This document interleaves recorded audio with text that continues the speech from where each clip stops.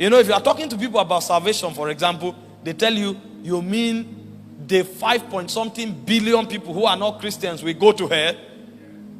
Yes, they will.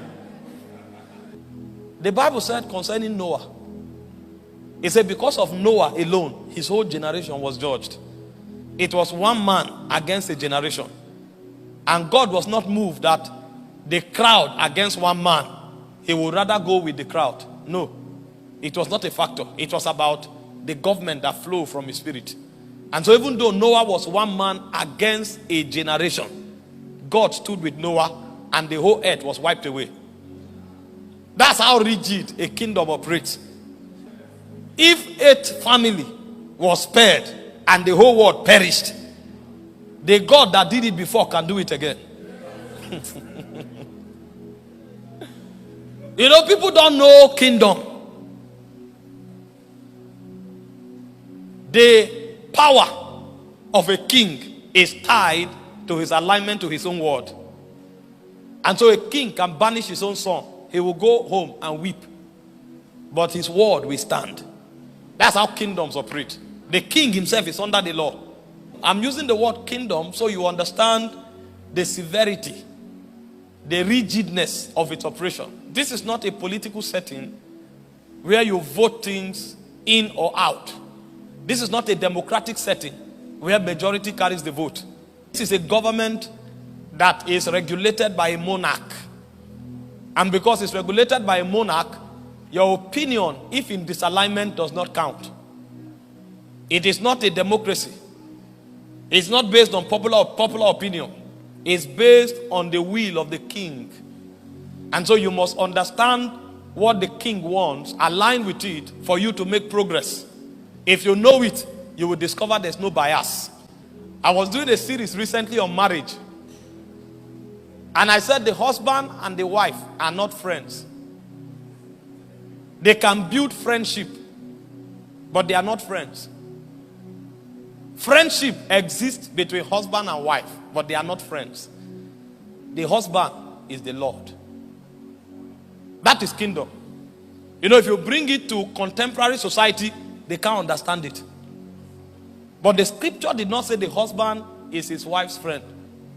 It said the husband is Lord. And he said, as Sarah called him Lord, he said, you too, you are daughters of Sarah. So your husband is Lord. And in case you say it's an allegorical statement, it's a figure of speech. He went to Ephesians chapter 5 verse 22. He said, as Christ is Lord over the church. He said that is... You know, the church is not the friend of Jesus. But there is friendship between Jesus and the church. As the church is submitted to Christ, he said that is how the wife is subject to the husband. So, in case you say it's a figure of speech, it's not. But you see, if you are in a democratic regime, you can take it to Facebook and begin to argue on Facebook. You can even pick 1 or 2 experiences that are not right. Because some husbands are boys, they are not men.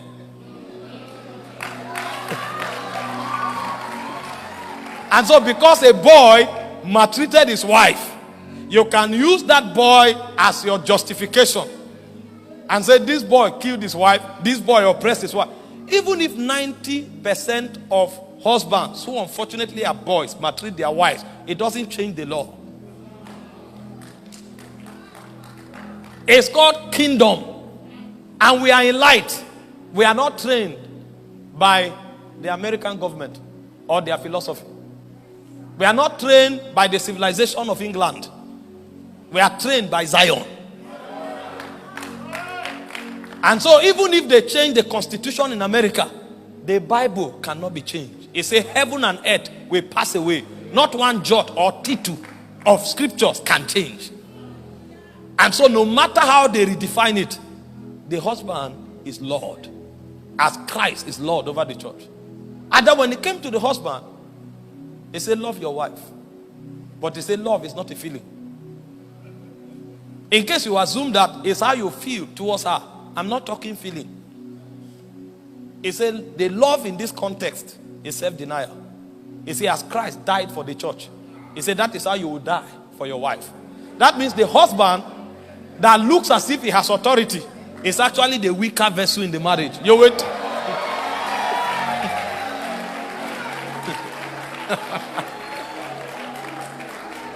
And he told the husband, he said, if you don't relate with her with that understanding, he said your prayers will not be heard. That means your priesthood is under attack if you don't relate with your wife as a slave. In the position of self-denial, your priesthood is under attack. Now, when you are defining it from the realm of men, you will actually use husband and wife so that we understand. But when you go into light, the definition is higher. Because it's about government. It's about authority. Because when God pioneered the institution called marriage, his priority is not about a man and a woman. Because it was Paul that went into the spirit and began to teach us why marriage was designed the way it was designed. And when Paul told the woman to submit to the man, he said, because of the angels. That means before men were created, God was dealing with spirits and angels. And one of the things that defined the civilization of heaven is authority. But you see, time and again, angels rebelled against the authority of God. Because once upon a time, Lucifer said, I will exalt my throne. Because God gave him opportunity. He is a dominion. If you look at the cadre of the spirit realm, you have thrones, you have dominions, you have principalities, you have powers, then you have messengers. The messengers in light are called angels. The messengers in darkness are called demons. So Lucifer was a dominion. And a dominion is a prince that has a territory. That's why when God created man, he created him as a dominion. He said, let them have dominion. And because man is a dominion, he gave him the earth as his jurisdiction. The jurisdiction of Lucifer was 1/3 of the angels. And so because he had the privilege of authority in Zion, he could wield authority. He now became creative. And he thought, if 1/3 of the angels are subject to me, I can overthrow God. So he doesn't understand how to handle authority. And so they said there was no space, no place found for you. And he was cast from Zion. And so when God saw that the principalities did not understand authority, he now created a school of the spirit in Eden. And he put a man and a woman there to become teachers of principalities. And so when he told the man, be Lord, he wanted the man to show what it means to handle authority. So that the dominions in heaven will understand that authority does not make you powerful.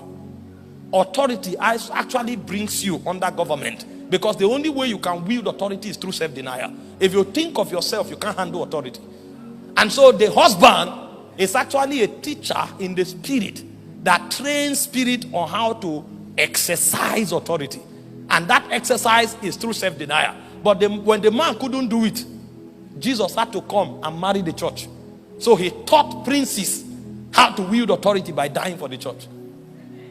And when he told the woman submit, it was not an attempt to marginalize her. Because there are two sides to authority.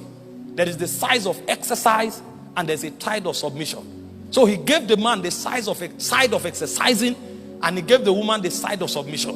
So both of them are actually in the realm of light, not husband and wife. They are teachers of authority in the school of the spirit. One teaching how to exercise and another teaching how to submit.